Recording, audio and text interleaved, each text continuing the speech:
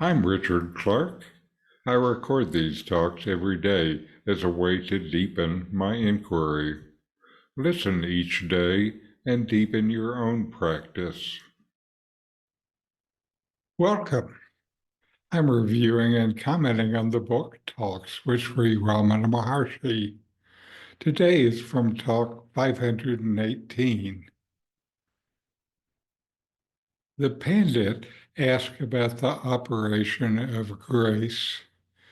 Is it the mind of the guru acting on the mind of the disciple, or anything different?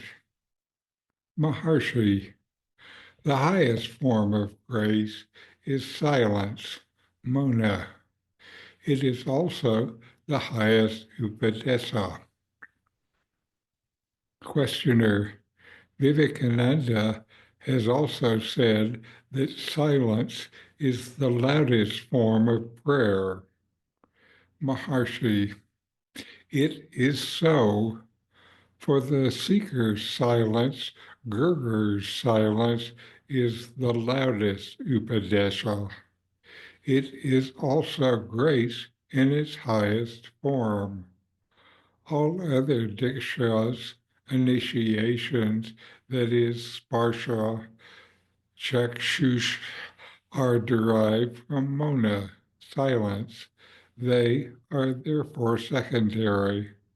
Mowna is the primary form.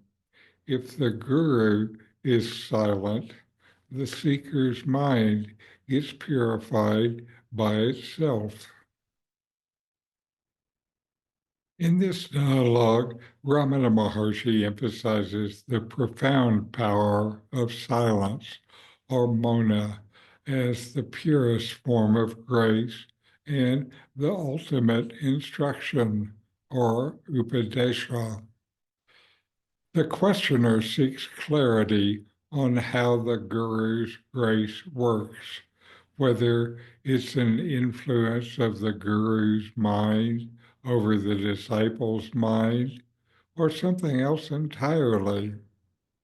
Maharshi responds by identifying silence as the highest grace, suggesting it transcends any conventional interaction, verbal teaching, or mental influence. Ramana's explanation goes beyond the idea that a teacher's wisdom is shared through words or intellectual guidance.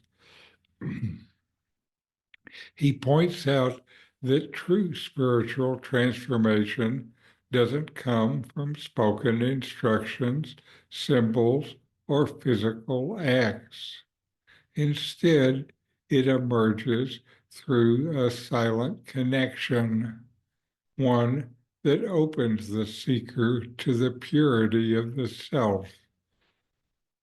Silence here is not merely the absence of sound, but a state of being that reflects the true self, unclouded by the distractions of thought, ego, or the world outside. In such silence, the ego, mind, and restlessness quieten, creating a receptive space where the direct realization of the self can occur.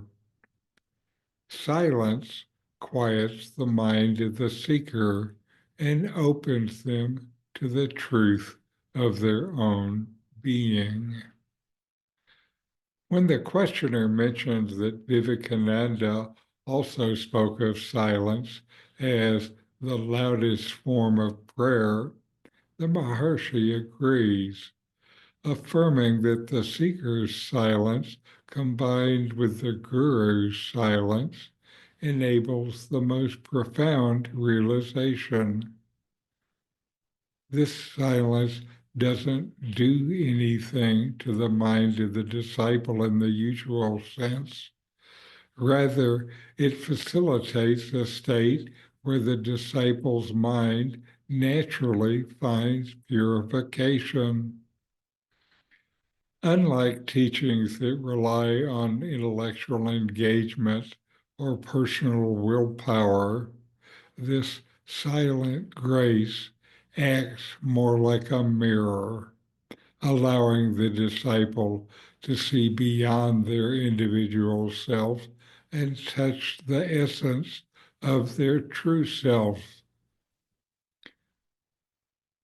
The Maharshi also contrasts Mowna with other forms of initiation like touch, sparsa, and sight, chakshus, which he sees as secondary expressions of grace.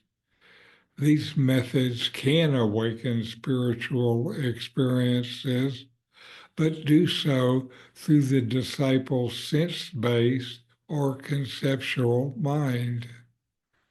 Silence, however, doesn't engage the mind in a sensory or intellectual way.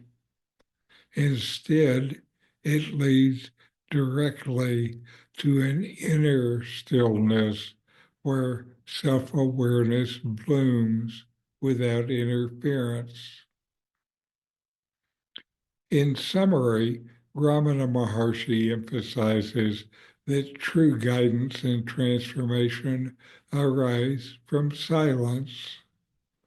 The Guru's silent presence embodies pure grace, allowing the disciple to dissolve mental boundaries and experience the self directly, revealing that ultimate wisdom isn't something taught, but something known and realized in the quiet depths of your own being.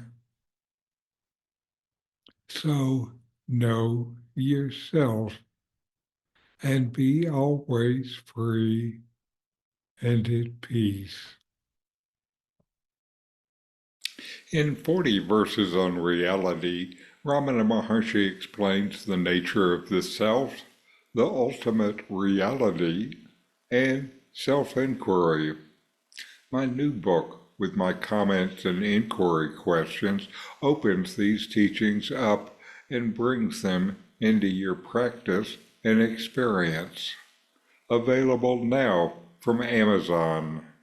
Link in the video description. These videos bring Ramana's teachings into your direct experience. Click subscribe to see more. Click thumbs up to like, and send questions and start a dialogue with a comment.